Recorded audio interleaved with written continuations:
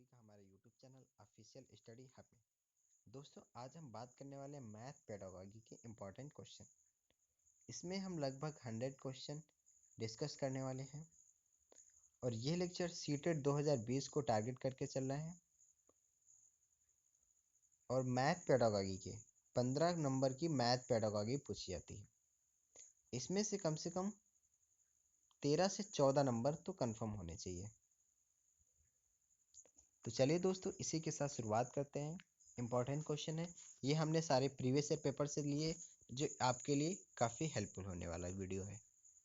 तो पहला क्वेश्चन है, गणित की सभी शाखाओं में सबसे प्राचीनतम शाखा कौन सी है?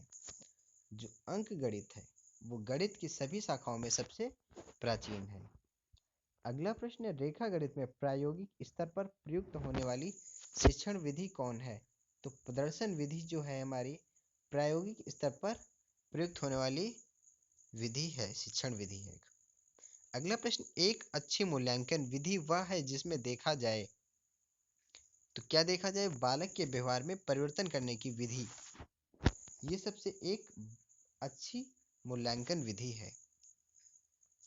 अगला प्रश्न, जैकब एन मारेनो का संबंध किस विधि से है? तो समाजमिति विधि से जैकब एवं मारेनो का संबंध है। अगला प्रश्न है, समस्या समाधान विधि का सोपान है, तो निष्कर्ष निकालना। जो समस्या समाधान विधि है, यदि आपको किसी भी प्रश्न में समस्या हो रही है तो आप उसका क्या निकालेंगे? तो निष्कर्ष निकालेंगे कि समस्या को कैसे हल किया जाए। अगला प्रश्न, गणित विषय की विशेषता है, तो तर्कपूर्णता, परिणामों की निश्चितता और शुद्धता, ये गणित विषय की विशेषता है। अगला प्रश्न है, चिंता बौद्ध तर्क शक्ति विश्लेषण की क्षमता बढ़ाने वाला विषय है, तो ये गणित विषय है जो बच्चे को चिंता, बौद्ध और तर्क शक्ति विश्लेषण की क्षमता को बढ़ाता है। अगला प्रश्न है, गणितीय निष्कर्ष सर्वमान्य होते हैं क्योंकि यह तर्क पर आधारित होते हैं, इसलिए जो गणितीय वो निष्कर्ष सर्वमान्य होते हैं। अगला प्रश्न है, शिक्षण उद्देश्यों का क्रमिक वर्गीकरण किया गया है, तो किसके द्वारा किया गया? ब्लूम के द्वारा किया गया है। अगला प्रश्न है, ब्लूम टैक्सोनॉमी का अंग नहीं है, जो बुद्धि है ये ब्लूम टैक्सोनॉमी का पार्ट नहीं है। अगला प्रश्न है, संश्लेषण विधि के संदर्भ में कौन सा तथ्य गलत है? तो विश्लेषण से पहले प्रयुक्त होती, ये तथ्य बिल्कुल गलत है। अगला प्रश्न है, अनुप्रयोग संबंधी प्राप्त उद्देश्यों की प्राप्ति होती है जब छात्र समस्या हल करने की उपयुक्त विधि चुनता है। अगला प्रश्न, ज्ञानात्मक पक्ष के उद्देश्यों में सर्वाधिक योगदान किसने दिया? तो ये ब्लूम ने दिया है। ब्लूम ने ज्ञानात्मक पक्ष के उद्देश्यों को सर्वाधिक योगदान दिया है। अगला प्रश्न है, पाठ योजना का भाग नहीं होते हैं, तो जो शिक्षा के उद्देश्य होते हैं वो पाठ योजना का अंग नहीं होते हैं। अगला प्रश्न है, गणित के मानसिक सिद्धांत के जन्मदाता कौन है? तो जो प्लेटो है वो गणित के मानसिक सिद्धांत के जन्मदाता हैं। अगला प्रश्न है, खोज विधि का प्रतिपादन किसने किया?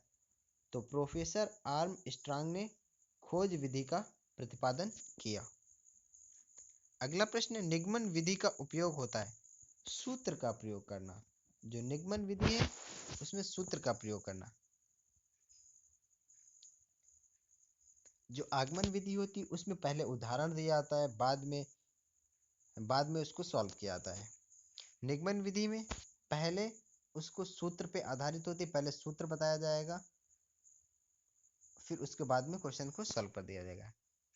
अगला प्रश्न, सामान्य से विशिष्ट की ओर शिक्षण सूत्र पर आधारित विधि है, तो निगमन विधि है। अगला प्रश्न, विशिष्ट से सामान्य और स्थूल से सूक्ष्म की ओर शिक्षण विधि पर आधारित होती है, तो आगमन विधि। जो आगमन विधि होती है वो विशिष्ट से सामान्य तथा स्थूल से सूक्ष्म की ओर आधारित होती है शिक्षण सूत्र पर। अगला प्रश्न, गणित शिक्षण के प्रेरणात्मक सिद्धांत के सूत्र हैं, तो सजीवता। अगला प्रश्न हमारा, गणित शिक्षण के लिए पाठ योजना का निर्माण आवश्यक है। तो क्यों आवश्यक? तो विषय वस्तु का विषय सुव्यवस्थित ढंग से किया जाता है, इसलिए आवश्यक है। अगला प्रश्न है, रेखा गणित में कौन से आयाम को प्रमुख स्थान दिया जाता है? तो आकार, विस्तार और स्थिति, जो ये है रेखा गणित में आयाम को प्रमुख स्थान दिया जाता है। अगला प्रश्न, गणित विषय का सबसे अधिक संबंध होता है तो विज्ञान के साथ।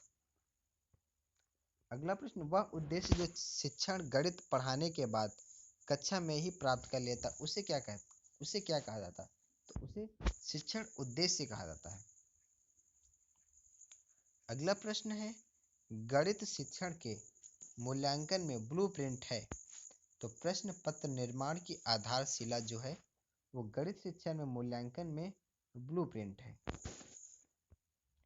अगला प्रश्न है, किस विधि के अंतर्गत यह निर्धारित किया जाता है कि पूरे अध्याय में कितने शीर्षकों के अंतर्गत व कितने कालांशों व किन किन दिनों को पढ़ाना है? तो ये इकाई योजना विधि के आधार पर आधारित होती है। अगला प्रश्न है दोस्तों, गणित के नियम व निष्कर्ष कैसे होते हैं? तो वस्तुनिष्ठ व सार्वभौमिक होते हैं। अगला प्रश्न है, आगमन विधि का एक प्रमुख दोष है तो ज्ञानार्जन बहुत धीमी गति से होता है। जो आगमन विधि होता है उसका जो एक दोष होता है उसमें ज्ञानार्जन बहुत धीमी गति से होता है, ऐसा कहना बिल्कुल भी गलत है। अगला प्रश्न, गणित के अध्याय से एक बच्चे में किस गुण का विकास होता है?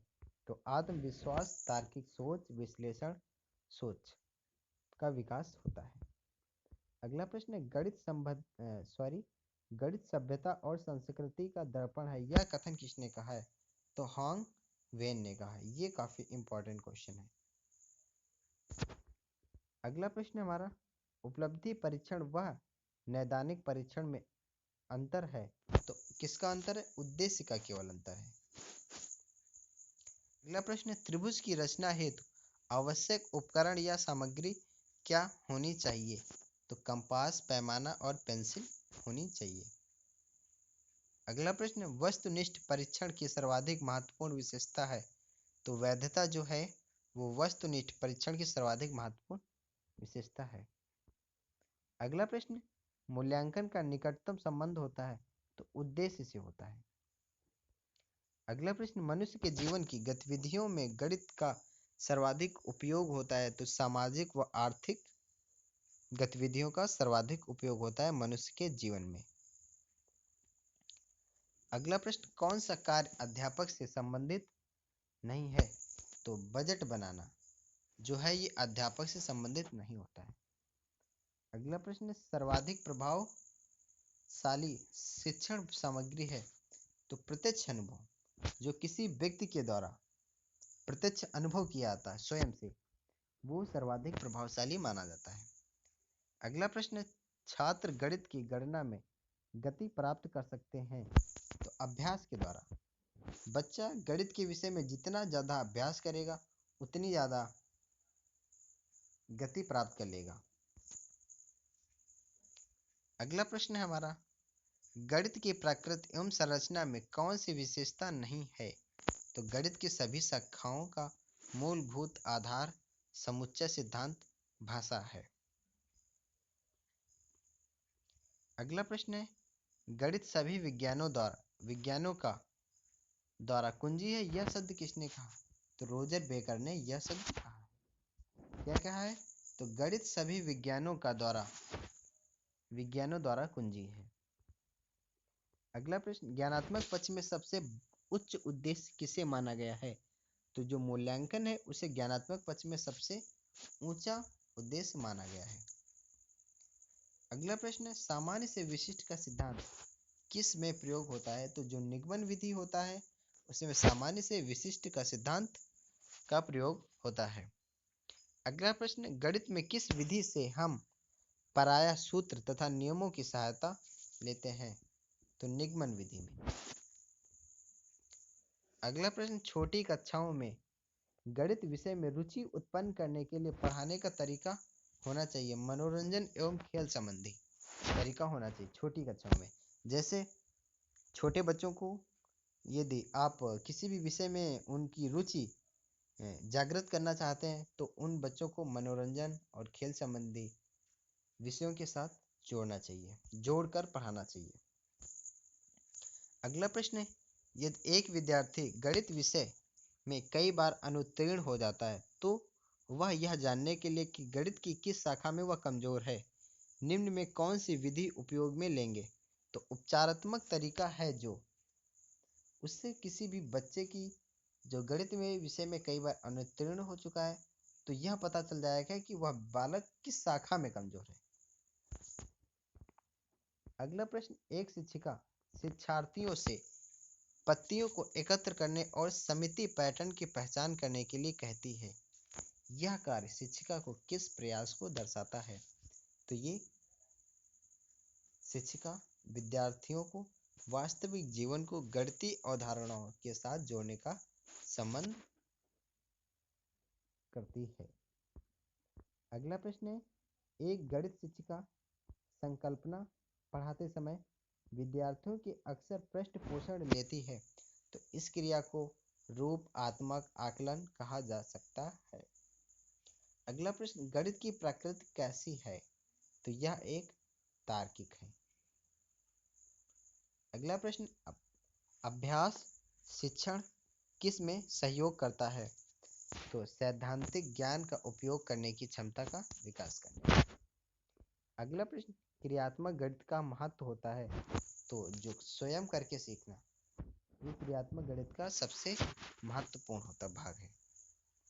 अगला प्रश्न है, गणित की भाषा का अंग है। तो संकेत सूत्र संख्या आधार चर ये गणित की भाषा का अंग है। अगला प्रश्न है, गणित शिक्षण का किस विषय में महत्व है। तो समुदाय सिद्धांत एवं तर्क विज्ञान। अगला प्रश्न, अंक गणित शिक्षण की उपयुक्त विधि है। तो विश्लेषण विधि जो है वो अंक गणित की सबसे महत्वपूर्ण विधि है। अगला प्रश्न, एक अध्यापक कक्षा शिक्षण में किस उद्देश्य को प्राप्त करता है। तो ज्ञानात्मक भावात्मक व मनुष्य चालक। अगला प्रश्न, गणित शिक्षण में अध्यापक की मुख्य भूमिका है। तो दार्शनिक मित्र परामर्शक। अगला प्रश्न, गणित शिक्षण की उपयुक्त विधि है। तो आगमन और निगमन ये जो है गणित शिक्षण की सबसे महत्वपूर्ण विधि है। अगला प्रश्न है हमारा, उच्च प्राथमिक स्तर पर आंकड़ों के प्रबंधन का केंद्र होता है। तो आंकड़ों का संग्रह, संगठन और प्रस्तुति होता है। अगला प्रश्न है, गणित में समस्या के समाधान का सर्वाधिक उपयुक्त तरीका नहीं है रट लेना, क्योंकि गणित एक ऐसा विषय है जिसमें आप किसी भी चीज़ को रट नहीं सकते। जितनी भी आप उसकी प्रैक्टिकल या प्रैक्टिस करेंगे उतनी ही ज़्यादा आप उसमें निपुण हो जाएंगे। अगला प्रश्न है, पियाजे के अनुसार जब बालक औपचारिक परिचालन स्तर पर होता है तो परिचय देने का उपयुक्त समय है आंकड़ों का प्रबंधन। अगला प्रश्न, गणितीय प्रक्रिया नहीं है तो कंठस्थ करना। गणित को आप रट नहीं सकते, कंठस्थ नहीं कर सकते। जितना भी आप उसको प्रैक्टिकली समझेंगे उतने ज़्यादा आपकी जो गणित है और भी अच्छी हो जाएगी। अगला प्रश्न है, गणित की कक्ष में महत्व दिया जाता है। तो इसका यहाँ पे 2 बार क्वेश्चन हो गया है। तो इसका राइट आंसर है, गणित विषय प्रक्रिया और तर्क पर महत्व दिया जाता है। अगला प्रश्न, अधिक गणित जाने की अपेक्षा यह जानना अधिक उपयोगी है कि गणितीकरण कैसे किया जाए। यह कथन किसके द्वारा दिया गया। तो डेविड हिलर के द्वारा यह कथन दिया गया है। कथन क्या है, अधिक गणित जानने की अपेक्षा यह जानना अधिक उपयोगी है कि गणितीकरण कैसे किया जाए। अगला प्रश्न है, एनसीएफ 2005 के अनुसार विद्यालयों में गणित शिक्षा का मुख्य उद्देश्य यह है बच्चों की चिंतन प्रक्रिया का गणितीकरण करना। अगला प्रश्न है, एनसीएफ 2005 के अनुसार गणित की पाठ्यचर्चा महत्वाकांक्षी, सुसंगत और यह महत्वपूर्ण गणित पढ़ाते, यह महत्वाकांक्षी का अर्थ है। तो विद्यालय में गणित शिक्षण के उच्च उद्देश्यों को खोजना। अगला प्रश्न है, अनिल सभी प्रश्नों के मौखिक उत्तर तो दे देता है, परंतु जब समस्याओं के हल लिखता है तो वह गलतियां करता है। उसके लेखन में गलतियों को हटाने हेतु कौन सी उपचारात्मक विधि सर्वश्रेष्ठ है? तो उसे ऐसे कार्यपत्रक देखकर रिक्त स्थान भरने को कहना चाहिए जिससे आंशिक रूप से समस्या हल की गई हो। अगला प्रश्न है, हमारी विद्यालय पाठ्यचर्या में गणित शिक्षण के स्थान को सुनिश्चित करने के लिए युगल आधार वाक्य है। तो किस प्रकार प्रत्येक विद्यार्थी के मस्तिष्क को व्यस्त रखा जाए और किस प्रकार से शिक्षार्थियों के संसाधनों को सुदृढ़ बनाया जाए? अगला प्रश्न है, शून्य की खोज किसने की? तो आर्यभट्ट ने शून्य की खोज की है। अगला प्रश्न है, सांख्यिकी में प्रसारण का विश्लेषण नामक विधि का मुख्य श्रेय किसका है? तो R.A. फिशर का है। अगला प्रश्न, हासिल का संप्रत्यय को गणित में सर्वप्रथम किसने दिया है? तो श्रीधर ने दिया है। अगला प्रश्न, सबसे छोटी अभाज्य संख्या कौन सी है? तो 2। अगला प्रश्न, सबसे छोटी प्राकृत संख्या है? तो 1।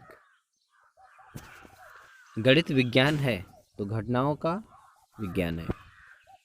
अगला प्रश्न है, गणित की उन्नति और वृद्धि देश की संपन्नता से संबंधित है, यह कथन किसका है? तो ये नेपोलियन का कथन है। अगला प्रश्न, उच्च कक्षा में गणित की कौन सी शिक्षण विधि ज़्यादा लाभदायक होती है? तो जो निगमन विधि है वो ज़्यादा महत्वपूर्ण होती है। अगला प्रश्न, गणित की सर्वाधिक प्राचीन शाखा क्या है? तो अंक गणित है। ये क्वेश्चन हम पहले भी कर चुके हैं। अगला प्रश्न, छोटी कक्षाओं की उपयोगी विधि है? तो आगमन विधि। अगला प्रश्न, आगमन विधि किस शिक्षण सूत्र पर आधारित है? तो विशिष्ट से सामान्य की ओर आगमन विधि आधारित है। अगला प्रश्न है, ह्यूरिस्टिक विधि का केंद्रीय सिद्धांत क्या है? ये इंपॉर्टेंट क्वेश्चन है, ये काफ़ी बार पूछा भी जा चुका है। स्वयं करके सीखना, जिसका सिद्धांत है ह्यूरिस्टिक विधि का, तो स्वयं करके सीखना। अगला प्रश्न, उदाहरण से नियम बनाया जाता है? तो आगमन विधि में उदाहरण से नियम बनाया जाता है। अगला प्रश्न, गणित सार संग्रह किसकी पुस्तक है? तो महावीराचार्य की। अगला प्रश्न, लीलावती पुस्तक के लेखक कौन है? तो भास्कराचार्य द्वितीय लीलावती पुस्तक के लेखक हैं। अगला प्रश्न, 22 दिसंबर को गणित दिवस किसके जन्मदिवस के अवसर पर मनाया जाता है? तो श्रीनिवास रामानुजन के जन्म दिवस पर 22 दिसंबर को गणित दिवस मनाया जाता है। अगला प्रश्न, मैथमेटिक्स सोसाइटी की स्थापना इलाहाबाद में किसने की? तो प्रोफेसर BN प्रसाद ने मैथमेटिक्स सोसाइटी की स्थापना इलाहाबाद में की थी। अगला प्रश्न, गणित विज्ञान की रानी है, यह किसका कथन है? तो गॉस का यह कथन है, गणित विज्ञान की रानी है, ऐसा गॉस ने कहा है। अगला प्रश्न, गणित वह भाषा है जिसमें परमेश्वर ने संपूर्ण जगत या ब्रह्मांड को लिख दिया है, यह कथन किसका? तो यह गैलीलियो का कथन है। अगला प्रश्न, गणित को विज्ञान का नौकर माना जाता है, यह कथन किसका? तो यह बेल को है, गणित को विज्ञान का नौकर माना जाता है। दोस्तों, ये थे हमारे टॉप सीटेट मैथ पेडागॉजी। दोस्तों, यदि हमारा प्रयास आपको अच्छा लगा है तो ज़्यादा से ज़्यादा अपने दोस्तों में शेयर करो ताकि सभी स्टूडेंट को इस लेक्चर का लाभ मिल सके। धन्यवाद दोस्तों।